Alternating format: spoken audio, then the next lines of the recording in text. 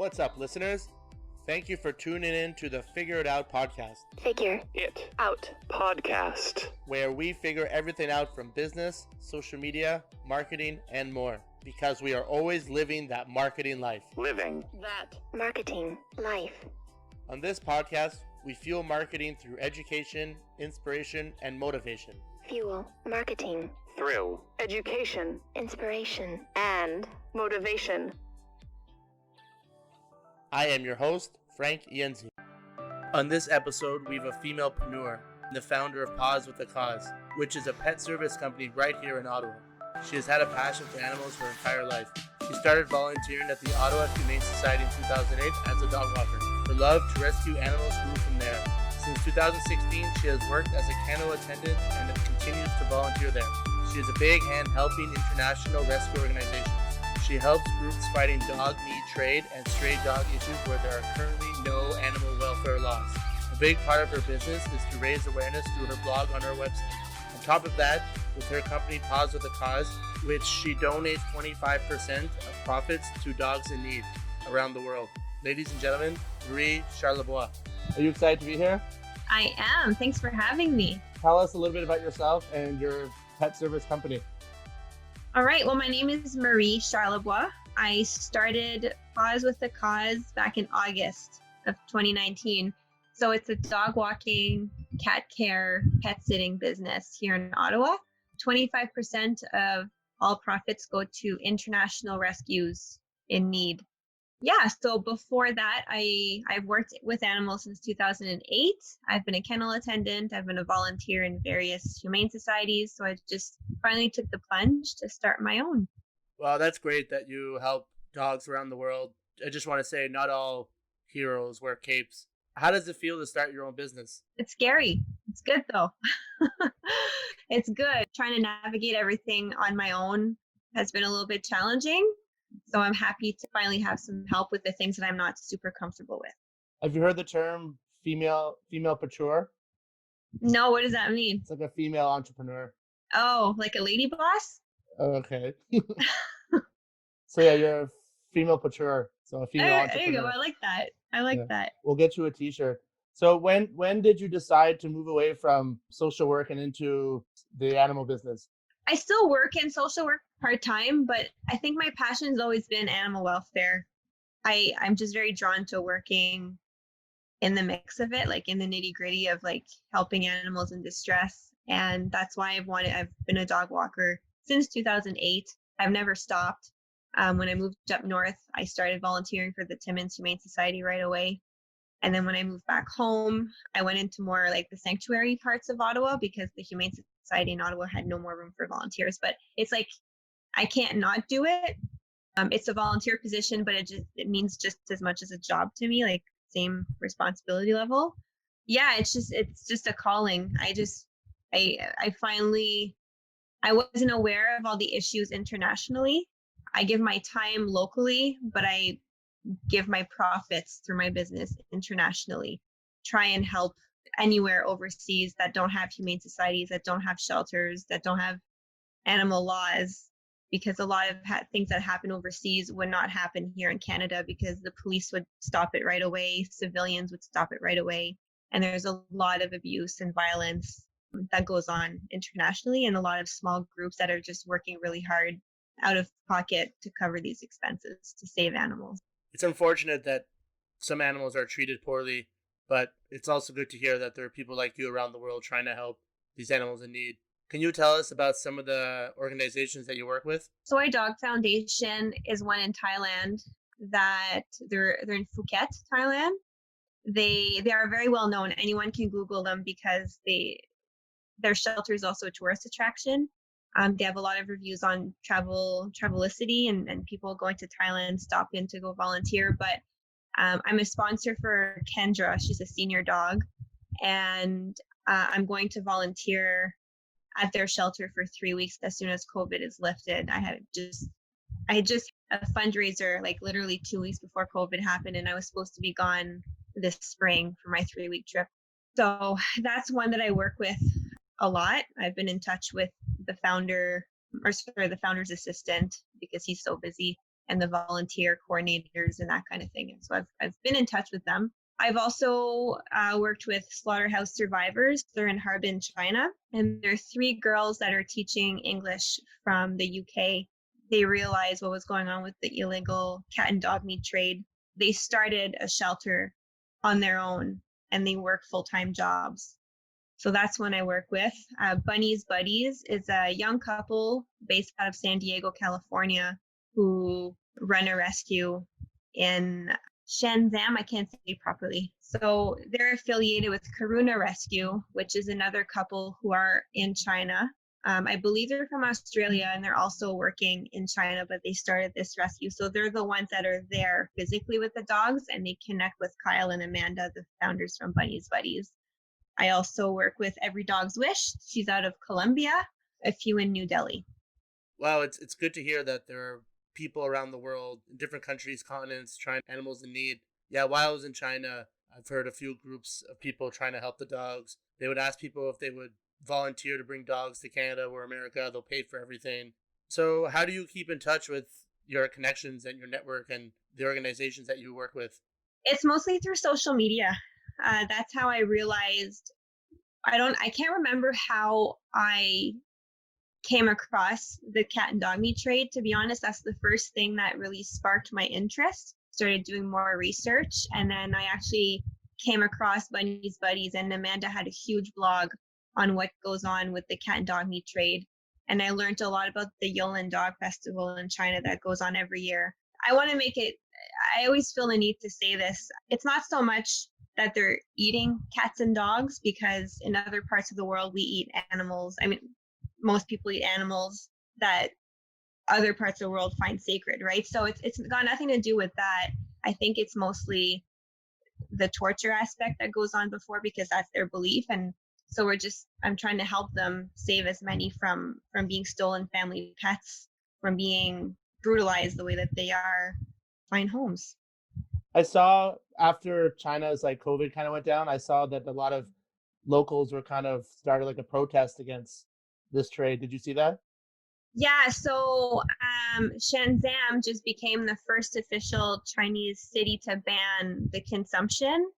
Unfortunately, the Yulin Festival that goes on every June to celebrate the summer solstice is still happening, but I've heard and I've read articles that they're, in the light of coronavirus, that they're trying to eliminate it because it's a huge festival and everyone's outside. So for human health, hopefully Humane Society International has been writing articles about it.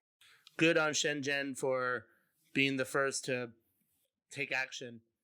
How much of your business is about helping dogs in need? Well, I founded Paws. That's where my name comes from. So Paws with the cause. I've always wanted to have this little business. Mostly it's a passion of mine, but I wanted to help people in Ottawa who just run busy lives and who need help with their dogs, or go on vacation and need their cats taken care of. With my experience in handling animals and taking my pet CPR and the connections that I've made with other young entrepreneurs doing this kind of work, I wanted to start that. And I like keeping mine a bit smaller. I feel like there's an intimate vibe to it, so I get to know my clients really well, and it's not so much like a huge corporation, but I think that's what makes me successful with the clients that I have. But I really wanted to focus on giving back to international rescues who, you have to see the videos, these poor rescues are swamped with dogs in care, and they're trying to get them adopted out to families in the States and in Canada and in the UK to give them second chances, but they need help with that. So I just think a lot of people aren't aware of what goes on the streets overseas with animals, because here in Canada, you don't see a dog being beaten up on the side of the road. Ottawa police would be there right in a second, and they'd be rushed to the Humane Society. We have amazing resources here that they just unfortunately don't have. So that's what I'm trying to raise awareness to. Yeah, it's kind of sad to see, because I've seen different parts of the world and the way they treat and handle animals. Oh yeah, you've lived. Yeah. So it is. It's definitely an issue. You lived in China. You would have seen what goes on, right? Yeah, I've seen some sad stuff. So I won't even say it. Yeah, no, I've seen it, I've read it, but I don't want to traumatize people either who are listening. So tell us more about the services you offer. So I offer right now, I focused on individual one-on-one leash walk. I don't do group leashes or groups going to parks right now because I want to have my dog trainer certification, mostly for the dog safety. So it's just me, and I have one employee who do the dog walking one-on-one, and we range from drop-in visits for a puppy or a senior to 30-minute, 45-minute, or 60-minute increments. And we walk around your neighborhood. We send you a text when we get there, a picture while we're out with your dog with a little update of how the walk went. And then when we leave, with our cat care visits, they're about half an hour. They're mostly popular like around Christmas time or March break, but we're available to do them at any time. And we just go in, clean the litter box. If your cat's in the mood, we'll play with him or her. It all depends on how a cat's feeling that day. Yeah. Change their water and just spend time with them and make sure that it doesn't smell like cat when you come home from your vacation. I'm an advocate for that. Yeah, cats leave a strong sense of smell. Yes. So I find that's important. Before COVID, what were some of the struggles that you had to deal with as a small business owner? My struggle is it's not actually the work itself because I'm so comfortable with animals. It's everything behind the scenes of starting a small business. Social media, I have no idea how that stuff works. Hiring, the human resources part of having a business. It's all the marketing my business. That's what I find difficult. And I'm still learning how this whole process works. It's not meeting the clients, getting them comfortable with me and their dog. Like that comes naturally to me. All the behind the scenes that keep growing a business that I've needed help with. I think from all the stories I've heard from successful business owners, you have to learn as you go. Yeah. Like the business management, when it's just you, well, for me anyway, it's easier on one end because I know how to work with animals, but you can't do everything like at once or by yourself. You can't market your business. You can't do all the paperwork that goes behind keeping it credible, putting flyers up and hiring the right people. That's such a big thing for me as well, because it's my name on the line and these are people's pets, they're part of the family. My pets are like my kids, and I treat my clients the same way. I want to give them the same kind of respect, but you need to find the right people who feel the same way, and to help to find someone who can help you market it properly and advertise it the right way, because I don't know how that works. Yeah, I think you have to find people who believe in what you believe. Yeah. So then it's Yeah, not work that's for true. them, it's their passion. Exactly. You mentioned social media was the hardest part. Do you have any unique stories through social media that kind of stands out, whether it's positive or negative? Somehow there's a story about social media that benefited your business or kind of the opposite? I'm so green with this stuff that like I don't know how to hashtag, but that's how you connect with others. I know how to post a picture, but then how do you get recognized on social media? So it's still a learning process, and I would think that's a negative that I'm still trying to figure out, because here's one. When I first started my Facebook page, they denied me like twice because I hadn't done it properly. But to me, it's I don't know what I'm doing. It took me a while, and then I paid for the Facebook ads, but I didn't get any hits back. I know like a lot of it is time and patience, but there are professionals out there who know what they're doing and know how to get action on your site. You Google my page, like I put it together, but I don't know how to use an SEO search. All that stuff I had to learn, and I'm still learning. Like it's a little part-time job in itself, right? Yeah. Because it's so confusing to people like myself. It's a rabbit hole, and it's Yeah. kind of unfortunate because it's always changing. Because Google's But always changing its rules and whatever.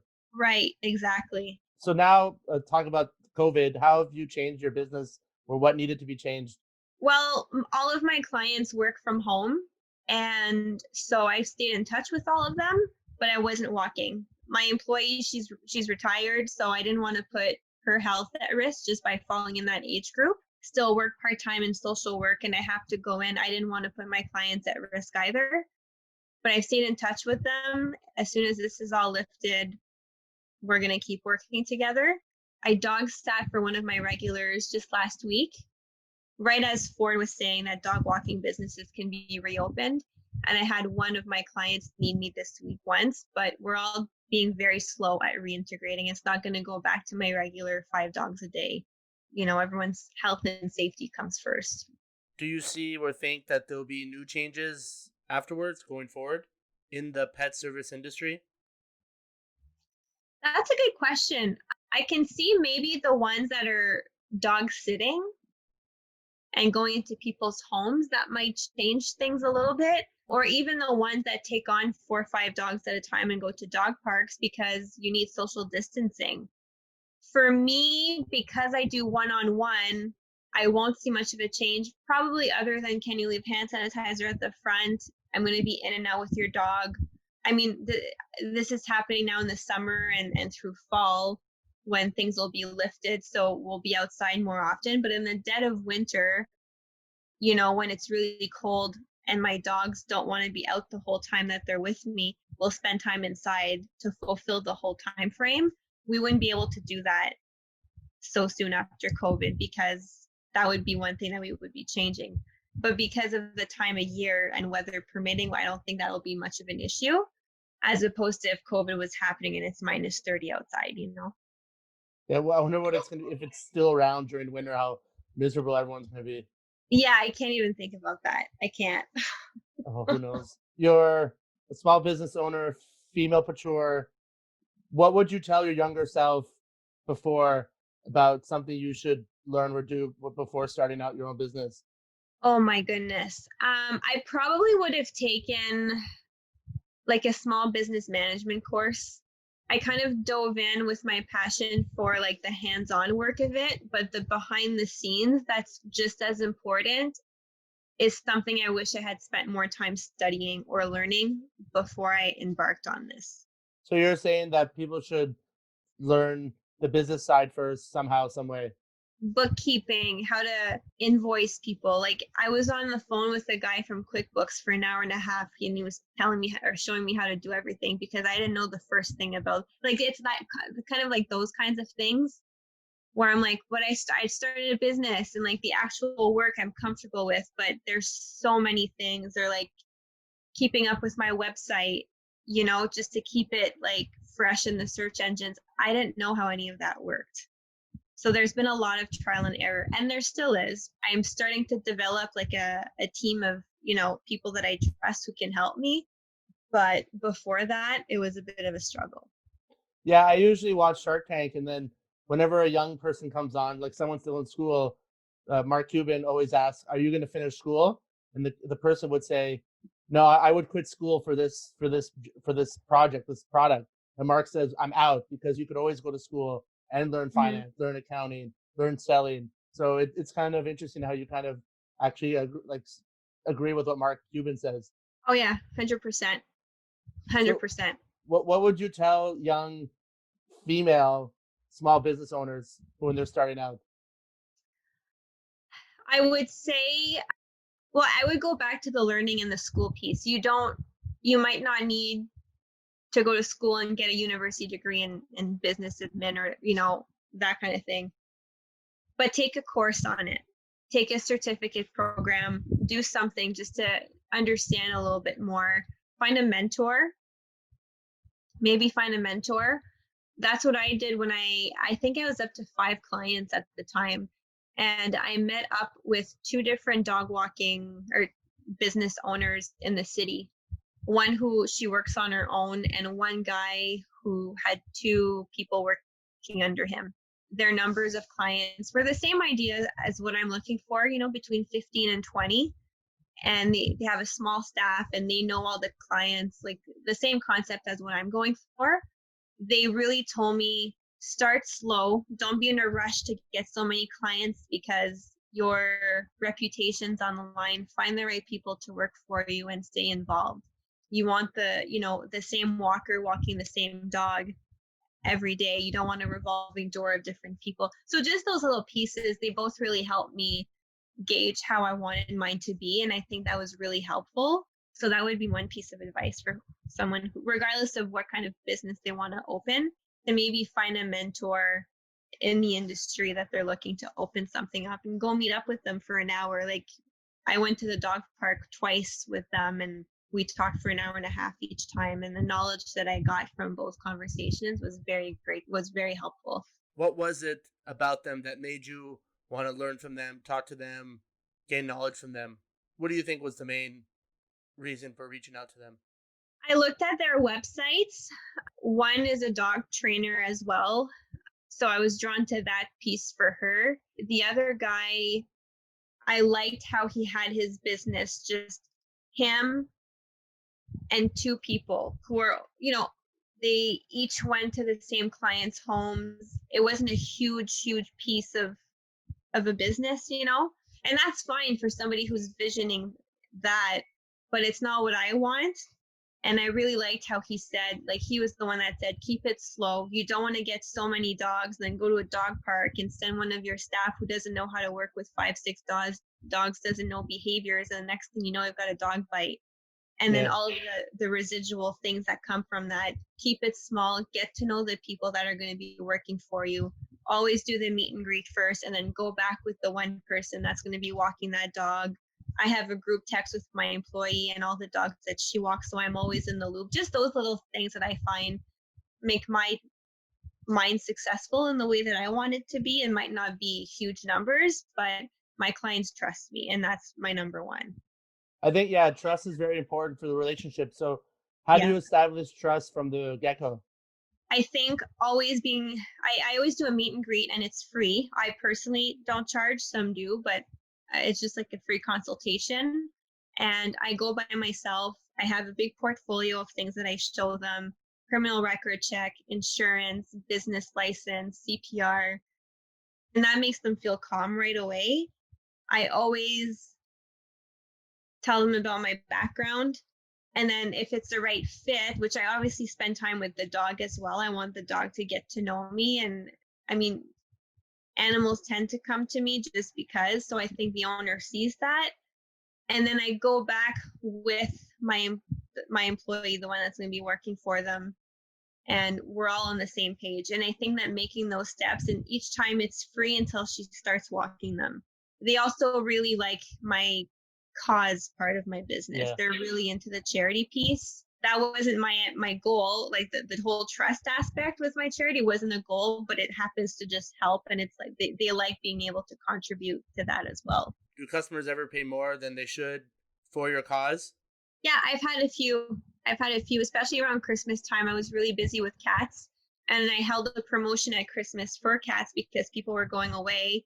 And after I put that promotion up, I had like 6 new clients. I was super busy at Christmas, which I was very grateful for. And all those proceeds went to Slaughterhouse Survivors. There's a blog on my website from that time. But a lot of them just chose to give me the full price anyway. And they're like, just give the rest to the rescue. What can you tell us about your blog? So I have a blog on my Paws with a Cause website.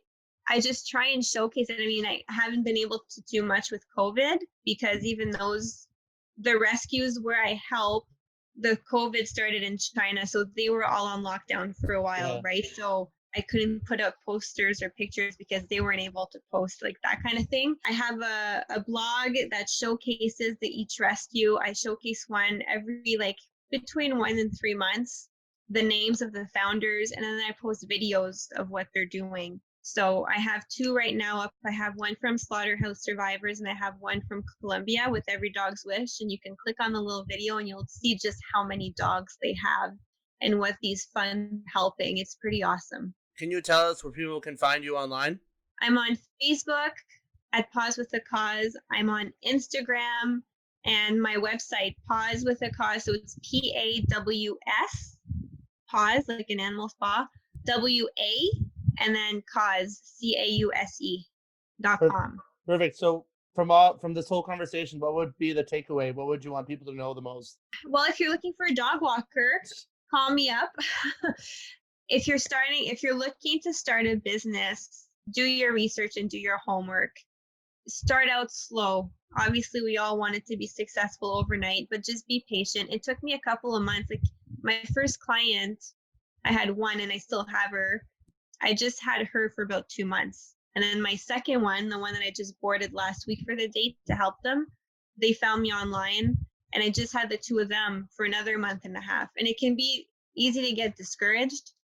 Before you know it, you're going to start getting referrals. Just be patient. Really look for a mentor. I think that's also really important. Yeah, patience is key because you never know. Nothing's going to go right the way you want it, because if it did, everyone would be able to do it. Exactly. And I still tell myself that too, because I have a goal.